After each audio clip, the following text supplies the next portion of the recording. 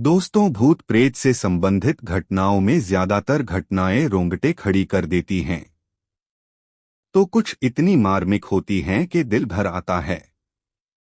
लेकिन मेरे जीवन से जुड़ी एक घटना ऐसी भी है जिसे याद करके हंसी आ जाती है। जाने अनजाने में मेरी मम्मी के मामा जी के साथ ये घटना घटी थी। बस थोड़े से आलस की वजह से उनके पीछे ऐसी मुसीबत लगी जिससे उन्हें निजात पाने में सालों लग गए। वो गांव में रहा करते थे। उनका नाम तो अच्छा खासा है, मगर गांव में अक्सर चिढ़ाने के लिए जो नाम रख दिया जाता है वो नाम पूरी जिंदगी के लिए पीछे लग जाता है। इसी संक्षिप्तीकरण और मजाक में उनका नाम बचपन में ही लालजी पड़ गया था। वो इसी नाम से पहचाने जाने लगे। वो जिस गांव में रहते थे वो अमेठी से करीब 45 किलोमीटर दूर पड़ता है। उनका घर गांव में सबसे किनारे पर था और उनके घर से करीब 250 मीटर की दूरी पर रेलवे लाइन थी। और रेलवे लाइन के पार एक बहुत बड़ा बरगद का पेड़ था और चबूतरा बना था। उन्हें लोग पहलवान बाबा के अर्थान पूजा का स्थान के नाम से जानते थे। सबको उन पर बहुत श्रद्धा थी, जिसका परिणाम भी उन्हें अच्छे के रूप मिलता था। आसपास के गांव वाले उनकी पूजा अर्चना करते थे और उनकी कृपा भी खूब देखते थे और आज भी ये सिलसिला वहां जारी है। खैर, वहां वास करने वाले बाबा कोई देवता नहीं थे, वो वही थे जिन्हें लोग शहरों में छलावा कहते हैं।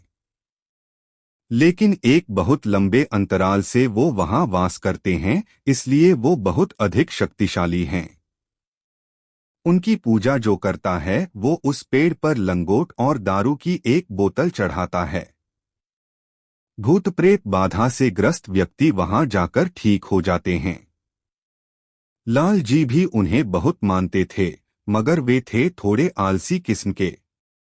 जब भी उनकी माता उन्हें उस अर्थान पर चढ़ावा चढ़ाने को कहती तो वे अक्सर टालमटोल करते थे। वही गांव में एक पंडित जी भी रहते थे, हष्टपुष्ट शरीर वाले, और अखाड़ों में उनका बहुत नाम था। लोग उन्हें अक्सर पहलवान पंडित कहते थे। हालांकि को थे तो पंडित, मगर ये नाम उनके चरित्र को दूर दूर तक नहीं छूता था। पहलवान होने के कारण अक्सर वो मांस मदिरा का सेवन भी करते थे, लेकिन बहुत ही कम। उनके परिवार में उनकी पत्नी और उनका एक 10 साल का बेटा था बस। एक बार की बात है, उनकी पत्नी बेटे को लेकर अपने मायके गई हुई थी और वापस आते समय जिस बस से वे वापस आ रही थी वो बस दुर्घटनाग्रस्त हो गई।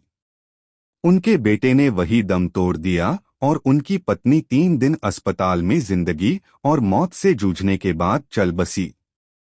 पूरे गांव में हफ्ते भर तक शोक का साया था। इतनी बड़ी दुर्घटना पहली बार उस गांव में घटी थी।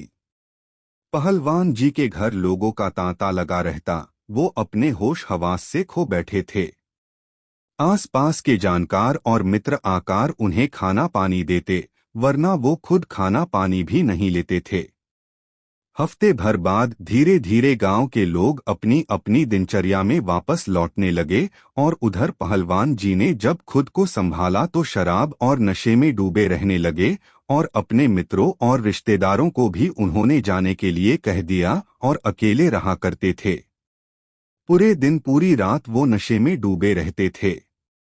धीरे धीरे उनका पहलवान वाला शरीर सूखने लगा और 1 महीने के अंदर वो किसी सामान्य व्यक्ति जैसे दिखाई देने लगे, मगर किसी का भी कहा नहीं मानते थे और बस अपनी उसी शराब और परिवार की तस्वीर के साथ घंटों बातें करते थे। करीब 1 महीने के बाद अचानक सुबह खेत जाते समय एक व्यक्ति ने खबर दी कि पहलवान जी ने रेलवे लाइन पर आत्महत्या कर ली। उनका शरीर 2 हिस्सों में वहां पड़ा था। गांव के सारे मर्दों ने उन्हें वहीं से उठाया और ले जाकर उनका अंतिम संस्कार कर दिया और सारे गांव वालों ने थोड़ा बहुत मिला जुलाकर उनकी अंतिम क्रिया भी करवा दी। बहुत बुरा हुआ था, मगर सबने ये सोच लिया कि ये तो होना ही था, आज नहीं तो कल। या तो वो शराब से बिस्तर पर पड़े पड़े मर जाते या फिर जो हुआ वही होना था। खैर, जो हुआ उसे ईश्वर की मर्जी मानकर सबने उनकी संपत्ति पंचायत को गांव के भले में लगाने के लिए दे दी। उधर कुछ 1 महीने के बाद लाल जी की माता जी भी चल बसी और लाल जी को ये बात अच्छी तरह समझा के गई थी कि हर हफ्ते पहलवान बाबा को भोग देना न भूले। उनकी कृपा रहेगी घर पर तो सदैव घर में हरियाली और समृद्धि रहेगी। ये बात लाल जी अच्छी तरह समझ गए थे और उसका पालन भी करते रहे। हफ्ते में एक दिन वो अर्थान पर जाकर भोग अर्पण करके आते थे और सबकी तरह ही शराब की बोतल से थोड़ी सी शराब वहां चढ़ाकर बाकी बोतल को प्रसाद के रूप वापस लाकर उसका सेवन करते थे। करीब 6 महीने तक तो उन्होंने इस नियम का पूर्णतया पालन किया। फिर एक दिन वो दूसरे गांव गए हुए थे, किसी परिचित से मिलने। वो गांव उस अर्थान से थोड़ी दूर पर करीब 400 मीटर की दूरी पर था, तो उन्होंने देखा कि वो व्यक्ति भी पहलवान बाबा को भोग दे रहा था। मगर वो उनके अर्थान पर नहीं गया, बस लंगोट और एक कटोरी में शराब रखकर पहलवान बाबा के अर्थान को देखते हुए उसने स्थानीय भाषा में कहा, हे पहलवान बाबा, लो अपना भोग स्वीकार करो। और फिर शराब को उसी तरफ गिरकर हाथ जोड़ लिए और वापस आकर लाल जी से बात करने लगा।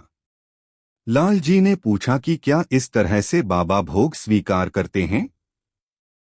उसने हाँ में जवाब दिया और बताया कि सच्ची श्रद्धा से चढ़ाया गया प्रसाद लेने तो देवता भी धरती पर आ जाते हैं और फिर ये बाबा तो कुछ ही दूर पर निवास करते हैं और अपना भोग स्वीकार भी करते हैं। लाल जी को ये बात भा गई। वैसे भी उन्हें रेलवे लाइन पार करके इतनी दूर जाना पसंद नहीं था। अब उनका ये सिलसिला शुरू हो गया। वो एक बर्तन में थोड़ी सी शराब और लंगोट लेकर घर के पीछे की तरफ जाते और वहीं से खड़े होकर जिस तरफ रेलवे लाइन पार पहलवान बाबा का अर्थान था उस तरफ मुँह कर बोलते, पहलवान बाबा भोग स्वीकार करो, और वहीं से चढ़ाकर वापस आ जाते थे। हर हफ्ते वो ऐसा करते थे। इस तरह से भोग देते देते उन्हें करीब 6 महीने बीत गए। एक दिन की बात है, पास के गांव में एक आदमी को प्रेत बाधा हुई। उसके घर वाले बहुत परेशान थे और वो आदमी पहलवानी कर करके हर किसी को खुद से दूर रहने की बात कर रहा था। जांघों पर ताल ठोंक ठोंक कर बात कर रहा था। कुछ आदमियों में मिलकर उसे पकड़ने की कोशिश की, मगर उसकी पहलवानी के आगे कोई टिक नहीं पा रहा था। किसी तरह गांव के कई सारे आदमी मिलकर उसके अपने आप शांत होने पर उठाकर उसे पहलवान बाबा के अर्थान पर ले गए। वहां उसे चबूतरे पर बैठाया गया। धीरे धीरे उसने उस पर जैसे दबाव सा बनने लगा और वो वहां मौजूद लोगों ने उससे पूछा कि वे कौन है। उसने बताया कि वो वहां रेल की पटरी पर रहता है। ये आदमी वहां पर गंदगी कर रहा था, इसलिए उसे पकड़ा है। लोगों में से एक ने पूछा कि माफ कर दो इसे, और जाने का क्या लोगे ये बता दो। उसने कहा, दारू। दारू पिला दो, छोड़ दूंगा। वहां मौजूद लोग तुरंत दारू लेकर आए और उसे दिया, मगर उसने पीने से मना कर दिया और कहा, ऐसे नहीं, जो मुझे हमेशा देता है बस उससे ही लूंगा। जिज्ञासावश सबने पूछा कि वो भोग किससे लेना चाहेगा, तो उसने बताया कि फलाने गांव में लाल जी नाम का आदमी है। वो मुझे हमेशा दारू देता है, वो देगा तो मैं तुरंत चला जाऊंगा।